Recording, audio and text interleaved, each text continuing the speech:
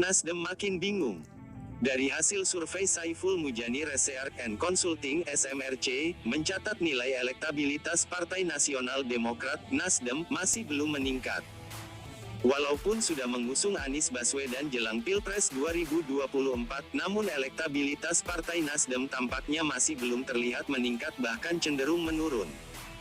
Partai Nasdem mengalami penurunan elektabilitas dari hasil survei pada bulan lalu sehingga pengaruh Anies Baswedan tampaknya masih belum terlihat. Sedangkan di sisi lain, Gubernur Jawa Tengah, Ganjar Pranowo malah kembali mencatatkan namanya sebagai sosok dengan elektabilitas tertinggi. Direktur Riset SMRC Denny Irvani mengungkapkan Partai Nasdem mengalami penurunan elektabilitas yang signifikan yang awalnya dari 4,8 menjadi 3,2%. Ya, buahnya, deklarasi Anies jelas belum terlihat. Kalau survei sebelumnya juga kita peroleh di atas 4%, sekarang di 3,2%, kata Denny Irvani dilansir dari Kompas.com.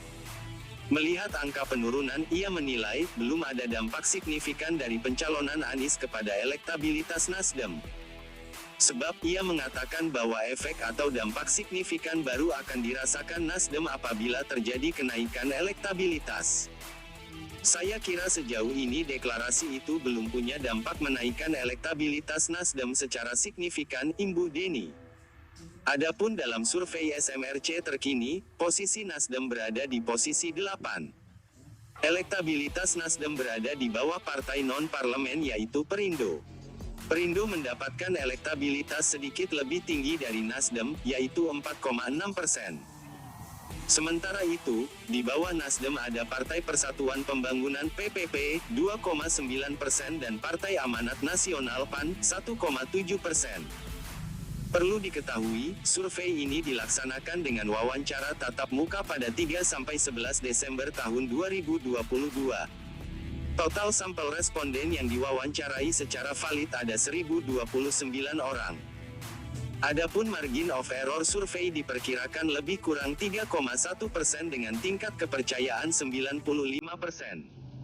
Catatan Kompas.com pada survei SMRC sebelumnya, Nasdem mendapatkan elektabilitas 4,8%. Elektabilitas Nasdem saat itu juga jauh menurun jika dibandingkan hasil pemilu 2019.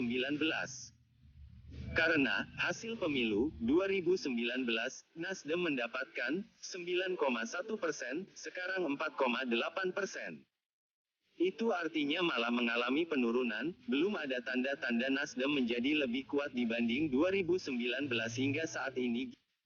Setidaknya sampai saat ini, ucap Denny. Kendati demikian, Denny menilai tak menutup kemungkinan bahwa Nasdem bisa mengubah keadaan ke depannya menjadi lebih baik. Dia memperkirakan, Nasdem tetap bisa menaikkan dukungan pemilihnya, terkhusus pada masa-masa kampanye pemilu. Di sisi lain, hasil survei SMRC memperlihatkan sosok yang memiliki elektabilitas tertinggi dalam masih dipegang oleh Ganjar Pranowo yang memimpin dengan nilai yang signifikan.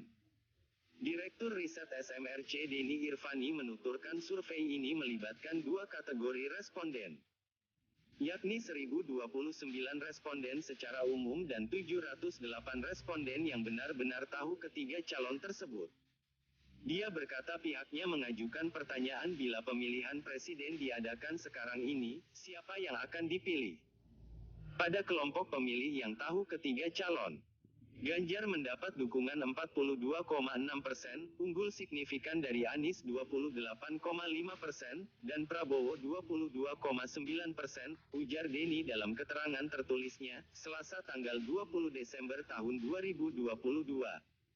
Pada kelompok pemilih secara umum, Denny akui Ganjar Pranowo juga unggul telak dari Anies Baswedan dan Prabowo Subianto.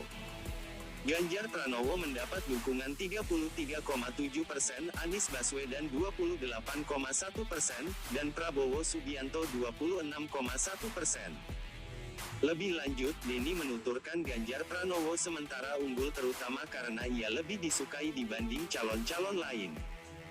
Dengan tingkat penerimaan yang positif, elektabilitas Ganjar Pranowo diperkirakan masih akan terus mengalami kemajuan.